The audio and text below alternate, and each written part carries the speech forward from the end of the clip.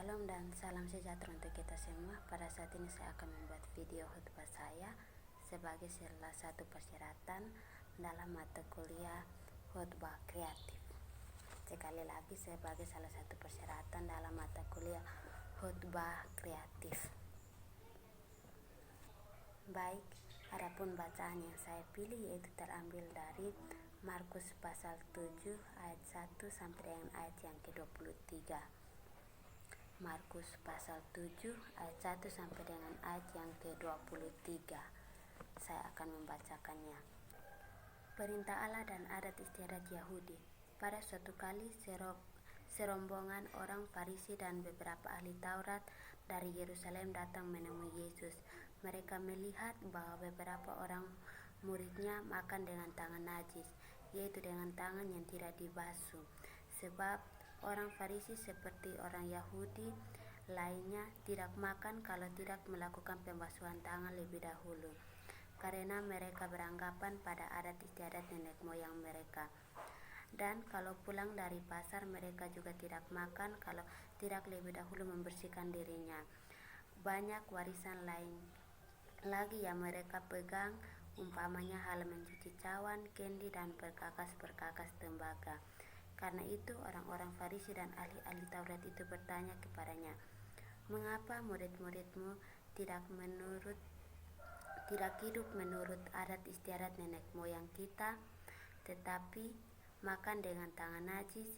Jawabnya kepada mereka, "Benarlah nubuat Yesaya tentang kamu, hai orang-orang munafik, sebab ada tertulis, bangsa ini memuliakan aku dengan bibirnya, padahal hatinya jauh daripadaku. Percuma mereka beribadah kepadaku, sedangkan ajaran yang mereka ajarkan ialah perintah manusia. Perintah Allah kamu abaikan untuk berpegang pada adat istiadat manusia." Yesus berkata pula kepada mereka, "Sungguh pandai kamu mengesampingkan perintah Allah, supaya kamu dapat memelihara adat istiadatmu sendiri.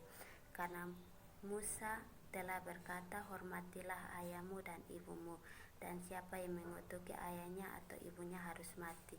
Tetapi kamu berkata, kalau seorang berkata kepada bapaknya atau ibunya, apa yang ada padaku yang dapat digunakan untuk pemeliharaanmu, sudah digunakan untuk korban, yaitu persembahan kepada Allah, maka kamu tidak membiarkannya lagi berbuat sesuatu pun untuk bapaknya atau ibunya. Dengan demikian firman Allah kamu nyatakan tidak berlaku demi adat istiadat yang kamu ikuti itu, dan banyak hal lain seperti itu yang kamu lakukan." Lalu Yesus memanggil lagi orang banyak dan berkata kepada mereka, "Kamu semua dengarlah kepadaku dan camkanlah. Apapun dari luar yang masuk ke dalam seseorang tidak dapat menajiskannya, tetapi apa yang keluar dari seseorang, itulah yang menajiskannya. Barang siapa bertelinga untuk mendengar, hendaklah ia mendengar." Sesudah ia masuk ke sebuah rumah untuk menyingkir dari orang banyak, murid-muridnya bertanya kepadanya tentang arti perumpamaan itu. Maka jawabnya, "Apakah kamu juga tidak dapat memahaminya? Tidak tahukah kamu bahwa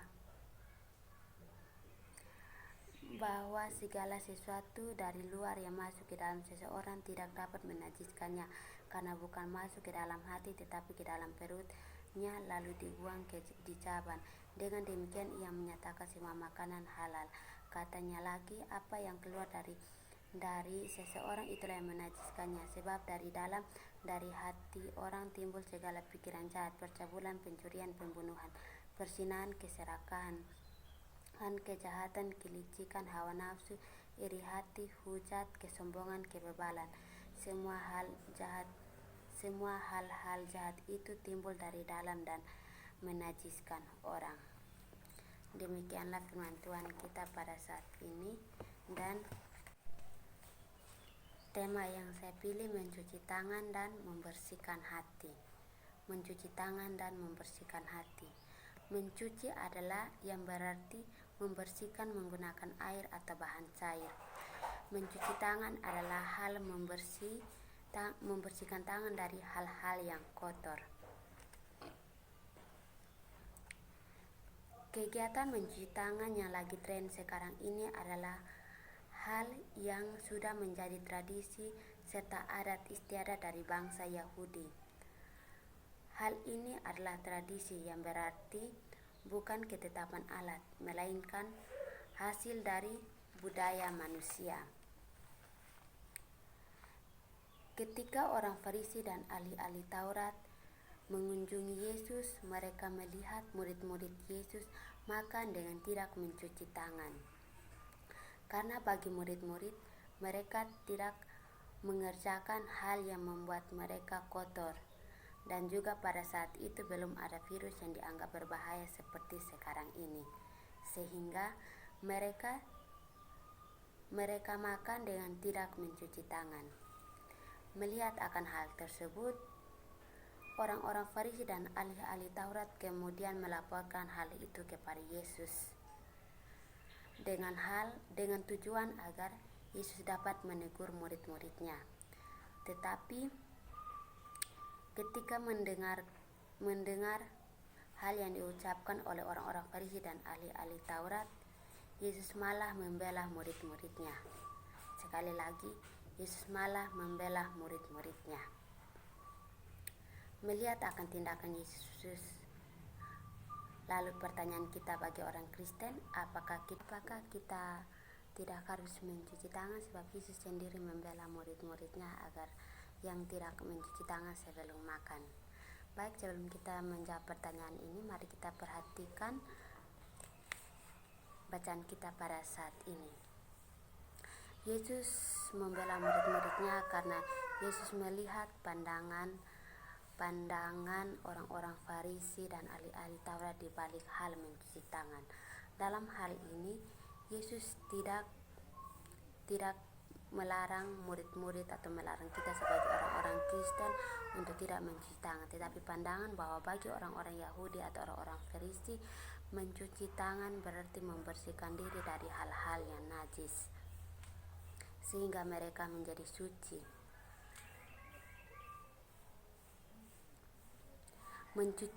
Bagi mereka mencuci tangan adalah hal yang wajib mereka selalu lakukan. Mencuci tangan karena dalam kesehariannya mereka selalu berkontak dengan hal-hal yang mereka anggap sebagai najis. Contohnya seperti orang-orang bukan Yahudi dan hal-hal lain.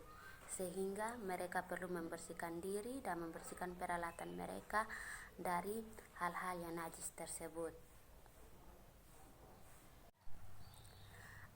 Adapun cara-cara ataupun hal-hal yang harus mereka lakukan untuk mencuci tangan, membersihkan diri ataupun peralatan-peralatan mereka sehingga mereka suci dan tidak berdosa. Dan hal inilah yang ditantang oleh Yesus. Sekali lagi, hal inilah yang ditantang oleh Yesus.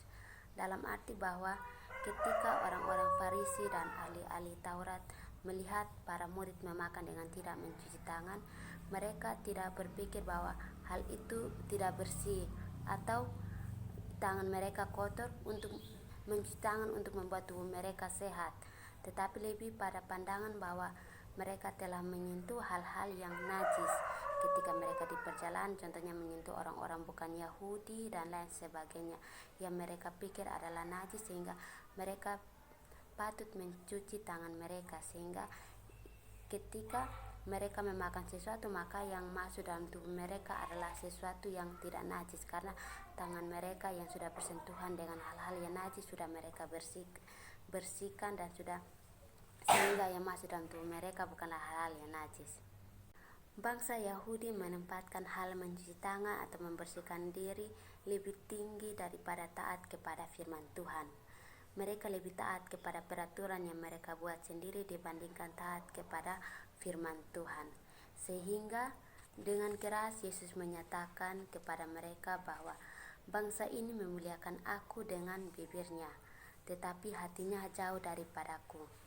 Di mana bahwa mereka beribadah kepada Allah tetapi tidak mengerjakan dan tidak taat kepada firman Allah, melainkan mereka lebih taat kepada ajaran yang mereka buat sendiri. Mereka tidak memberikan hati mereka sepenuhnya kepada Allah. Mereka beribadat kepada Allah tapi tidak memperhatikan sesama-sesama mereka. Mereka melihat sesama mereka sebagai lawan, sebagai orang yang najis dan yang berdosa, yaitu kepada orang-orang yang bukan Yahudi. Ketika orang-orang Farisi dan ahli-ahli Taurat mengancam murid-murid karena mereka makan dengan tidak mencuci tangan, maka Yesus pun menyatakan hal kepada mereka bahwa sesuatu yang masuk dalam tubuh seseorang itu tidak menajiskan orang, karena yang masuk dalam tubuh ia akan diproses dan dibuang ke dalam jaban. Tapi yang keluar dari tubuh seseorang itulah yang menajiskan orang, karena ia berasal dari hati. Ia menajiskan orang karena menghasilkan segala pikiran jahat seperti percabulan, pembunuhan, kesombongan, iri hati, dan lain sebagainya. Bapak Ibu saudara-saudari, dalam keadaan kita sekarang ini, maka mencuci tangan adalah hal yang wajib dilakukan dan lebih diperhatikan. Mencuci tangan, memakai masker, dan juga menjaga jarak adalah protokol bagi kita yang harus dilakukan, yang selalu dikumandangkan baik di media sosial, di radio maupun di televisi. Keadaan sekarang ini membuat persediaan untuk selalu mencuci tangan selalu disediakan, baik itu di rumah-rumah, di perkantoran, di rumah sakit maupun di tempat lain-lainnya, di mana untuk memasuki area tersebut selalu disediakan tempat untuk mencuci tangan. Dalam hal ini tidak salah jika kita sebagai orang Kristen selalu mencuci tangan dan menyediakan persediaan untuk mencuci tangan, sebab mencuci tangan adalah bagian dari untuk menjaga kebersihan. Yang ditantang oleh Yesus dalam bacaan tersebut adalah ajaran yang terkandung yang dianut oleh orang-orang Farisi dan orang-orang Yahudi di balik mencuci tangan tersebut. Sehingga dengan demikian kita sebagai orang Kristen tidak salah jika mencuci tangan, dan sebaiknya kita sebagai orang Kristen juga harus rajin mencuci tangan untuk mengatasi wabah yang sementara merajalela, mengurangi penyebaran COVID-19. Namun kita sebaiknya tidak hanya mencuci tangan tetapi juga membersihkan hati kita, sebab hati kita adalah pusat kehidupan. Jika hati kita bersih, maka terpancar hal-hal yang baik, dan jika hati kita buruk juga akan terpancar hal-hal yang buruk. Karena itu mari kita belajar untuk juga membersihkan hati kita, memberikan hati kita agar dipimpin oleh Roh Kudus, sehingga kita semakin diperdekatkan dengan Yesus Kristus. Ketika kita semakin dekat dengan Yesus Kristus, maka kita akan melahirkan, memancarkan karakter-karakter Yesus Kristus di dalam kehidupan kita, sehingga apa yang keluar dari tubuh kita, dari dalam diri kita, itu bukanlah sesuatu yang menajiskan orang, tetapi yang membawa berkat bagi orang-orang tersebut dan juga bagi diri kita sendiri. Marilah kita rajin membersihkan tangan dan tubuh kita serta hati kita, agar kita memiliki tubuh dan jiwa yang bersih. Semoga firman Tuhan kita menolong kita pada hari ini. Amin.